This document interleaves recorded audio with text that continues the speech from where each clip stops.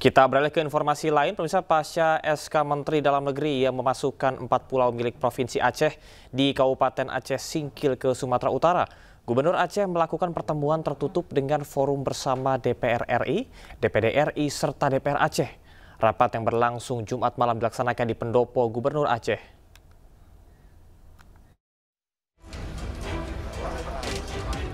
Pasca surat keputusan Menteri Dalam Negeri yang memasukkan 4 pulau di Provinsi Aceh di Kabupaten Aceh Singkil di Sumatera Utara, Gubernur Aceh melakukan pertemuan tertutup pada Jumat malam dengan anggota DPR RI, DPD RI, serta anggota DPR Aceh.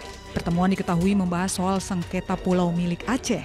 Dari hasil pertemuan tersebut, keempat pulau yang sedang sengketa di Kabupaten Aceh Singkil tetap dipertahankan berada di bawah pemerintah Aceh. Sepertinya kita yang pertama itu hak kita, bukti dan data hak kita, ya. Kemudian secara histori itu hak kita. Apalagi secara produk hak kita, geografi juga hak kita. Dasar itu saja kita pertahankan.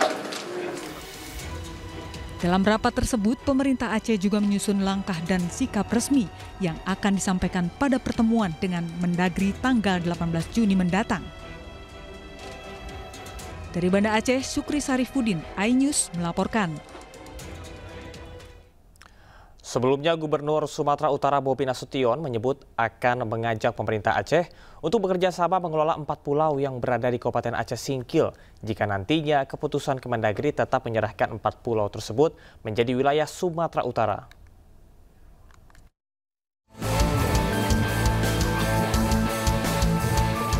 Polemik 4 pulau di perbatasan Aceh Singkil dengan Tapanuli Tengah yang sebelumnya masuk di wilayah Provinsi Aceh dan kini kepemilikannya masuk daerah Provinsi Sumatera Utara semakin meruncing. Gubernur Sumatera Utara Bobi Nasution menyebut bukan wewenangnya soal penyerahan proses kepemilikan 4 pulau tersebut. Meski demikian, Bobi menyebut akan mengajak pemerintah Aceh bekerja sama untuk mengelola 4 pulau tersebut. Kalaupun nanti ataupun sekarang statusnya dimiliki oleh pemerintah Provinsi Sumatera Utara, ataupun kalau nanti tetap dijadikan milik pemerintah Provinsi Sumatera Utara, saya ngajak Provinsi Aceh untuk sama-sama mengelola. Bukan kita mencuri segala macam, masa baru 3 bulan skema pencurian udah dimulai, enggak. Sementara Gubernur Aceh Muzakir Manaf secara tegas menolak untuk bekerja sama mengelola 4 pulau tersebut. Macam mana kita bersama itu kan hak kita, punyaan kita, milik kita, wajib kita pertahankan. Menurut Muzakir Manaf, berdasarkan dokumen dan fakta sejarah, Pulau Panjang, Pulau Lipan, Pulau Mangkir Besar, serta Mangkir Kecil merupakan bagian dari wilayah Provinsi Aceh sejak dahulu dan wajib dipertahankan. Tim Liputan iNews melaporkan. Perebutan 4 pulau antara Aceh dan Sumatera Utara kian memanas. Anggota DPD RI asal Aceh, Sudirman, mendesak Presiden Prabowo Subianto segera memecat Mendagri Tito Karnavian karena dinilai memicu kegaduhan di tengah masyarakat, khususnya di Aceh dan Sumatera Utara.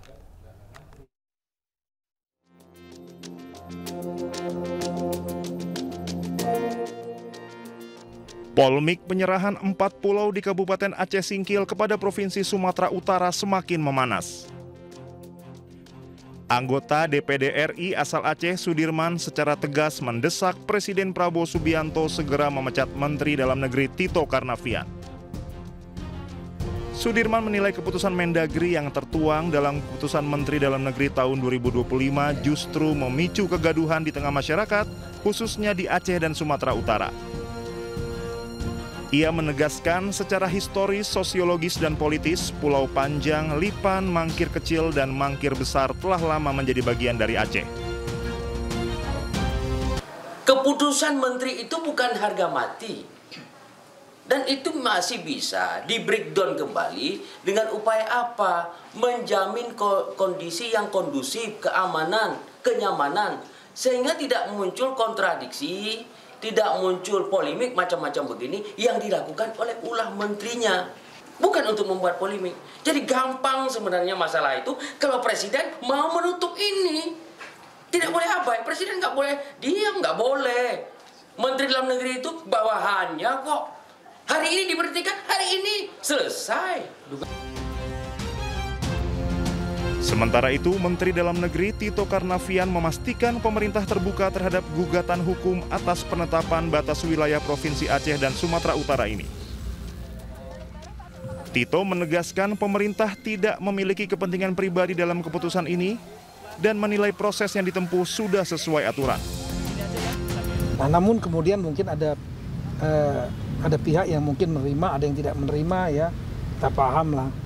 Ini kita terbuka juga untuk mendapatkan evaluasi, ya, atau mungkin kalau ada yang mau digugat secara secara hukum, petun misalnya, ya, kita juga nggak keberatan. Kita juga tidak ada kepentingan personal. 4 pulau besar yang menjadi rebutan tersebut yaitu Pulau Panjang, Lipan, Mangkir Kecil, serta Mangkir Besar. Dari Banda Aceh, Syukri Sarifuddin, iNews melaporkan.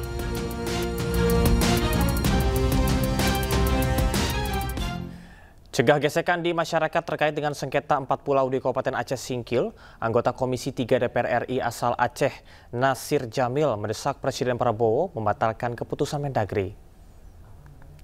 Keputusan Menteri Dalam Negeri Tito Karnavian memindahkan 4 pulau di Kabupaten Aceh Singkil ke Provinsi Sumatera Utara terus menuai kontroversi.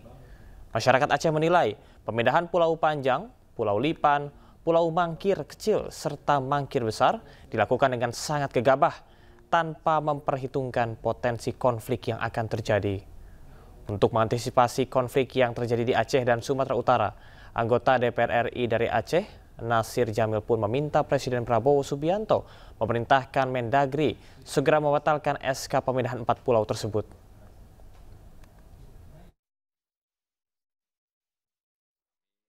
Anggota DPD RI dan juga teman-teman DPR RI sedang mengusahakan sekuat tenaga agar 4 pulau itu kembali lagi ke Aceh, karena kami meyakini bahwa surat atau keputusan Mendagri itu bukan harga mati. Dia bisa direview dan mudah-mudahan Presiden Prabowo Subianto bisa meninjau dan mengingatkan Mendagri soal keputusannya itu. Wakil Presiden ke-10 dan ke-12 Republik Indonesia, Yusuf Kala, mengingatkan status 4 pulau di Provinsi Aceh yang kini menjadi sengketa antara Aceh dengan Sumatera Utara telah tertuang dalam Undang-Undang Nomor 24 Tahun 1956.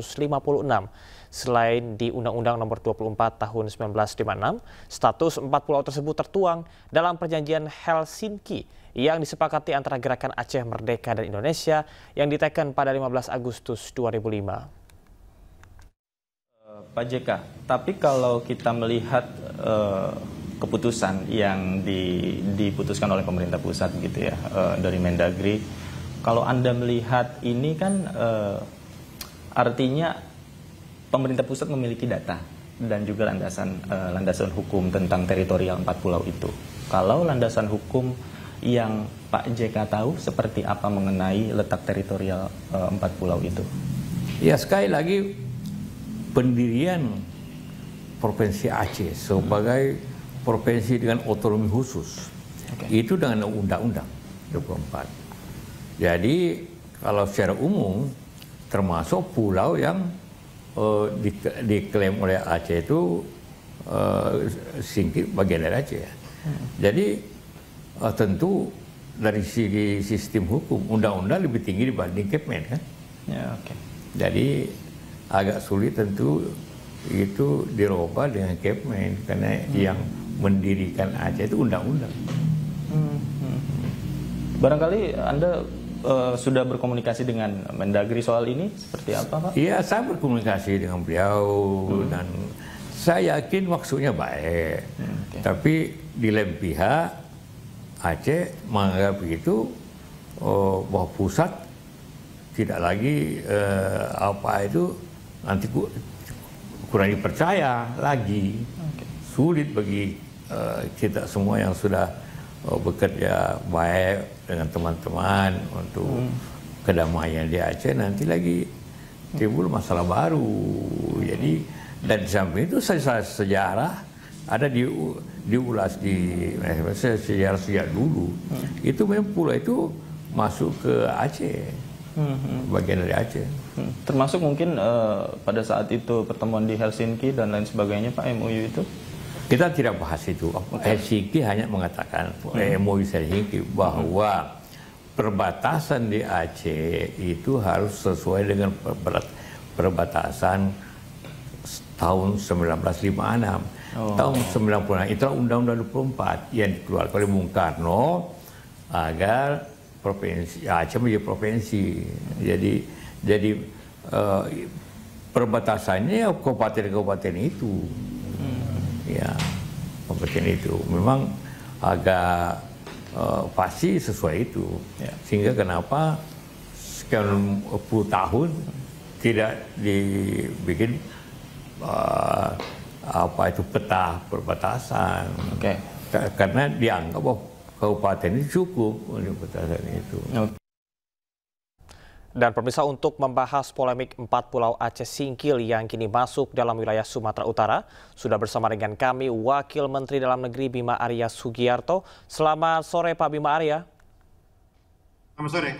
Baik, Pak Bima, bagaimana pemerintah pusat menyikapi klaim tumpang tindih antara Aceh dan juga Sumatera Utara terkait dengan 4 pulau ini? Kementerian Dalam Negeri menyikapi persoalan ini dengan penuh kecermatan dan hati-hati, karena penting untuk memfokuskan kepada data tidak saja geografis, tetapi juga historis dan kultural. Nah, karena itu Pak Menteri, Pak Profesor Tito Karnavian sudah memutuskan untuk melakukan kaji ulang secara keseluruhan. Jadi pada hari Selasa nanti Kemendagri akan melakukan kaji ulang, dan kemudian pada hari berikutnya Pak Menteri akan juga mendengar masukan dan pandangan dari para tokoh masyarakat Aceh dan Sumatera Utara, pimpinan wilayah, gubernur, bupati, termasuk teman-teman Dewan, DPR dan DPRD begitu. Baik. Jadi penting untuk membuka dialog agar terdapat kesamaan data, fakta, dan informasi. Baik, membuka dialog dan juga pengkajian ulang. Kemudian berkaitan dengan pernyataan Pak Yusuf Kalla yang menyebutkan bahwa undang-undang lebih tinggi daripada keputusan menteri. Tanggapan dari Kemendagri seperti apa, Pak? Pernyataan dan pandangan Pak Yusuf Kalla itu sangat penting untuk memperkaya informasi dan data yang harus kita dalami. Nah, merujuk kepada pernyataan Pak JK, yang pertama di situ ada poin dari MOU Helsinki. Betul sekali yang disampaikan Pak JK, bahwa dalam satu poin di MOU itu ada kesepakatan untuk merujuk batas wilayah kepada batas wilayah 1 Juli tahun 56. Dan dari situ kami menggali, memang betul seperti disampaikan Pak JK, ada Undang-Undang Nomor 24 tahun 56 yang mengatur batas wilayah.